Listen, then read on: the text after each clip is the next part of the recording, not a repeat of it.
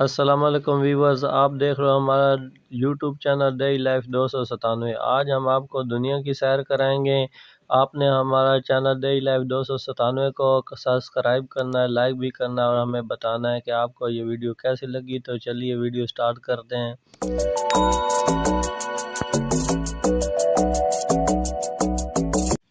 دنیا قدرت کے خوبصورت نظاروں سے بھری پڑی ہے، بس دیکھنے والی آنکھ چاہیے۔ ہر طرف اللہ تعالیٰ کے کرشمے ہی کرشمے نظر آتے ہیں۔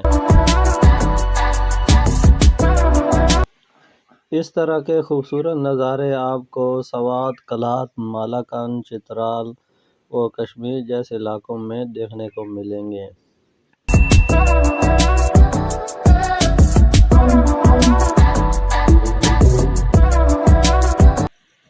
یہ اچھلتا پانی اور یہ بل کھاتی ہوئی ندیاں، یہ اس بات کی گواہی دیتی ہیں کہ کوئی نہ کوئی ذات ہے جو ان کو کنٹرول کیے ہوئے ہے، اور یہ صرف اور صرف اللہ تعالیٰ ہی کی ذات ہے جو ان کو قابو میں کیے ہوئے ہے، ورنہ انسان کے بس کی بات نہیں ہے کہ وہ پانی جیسی زور آور چیز کو اپنے قابو یا کنٹرول میں کر سکے۔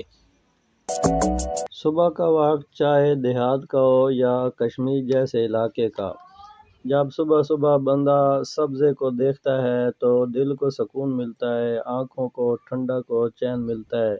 اس سے انسان کی صحت بھی اچھی رہتی ہے۔ خاص کر گرمیوں میں صبح سویرے کا موسم بہت خوشگوار ہوتا ہے۔ باقی دوپہر کو تو گرمی زیادہ ہو جاتی ہے۔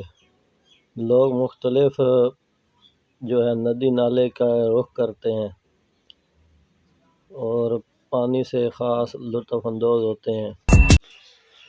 اللہ تعالیٰ نے انسان کو بہت سی صلاحیتوں سے نوازا ہے۔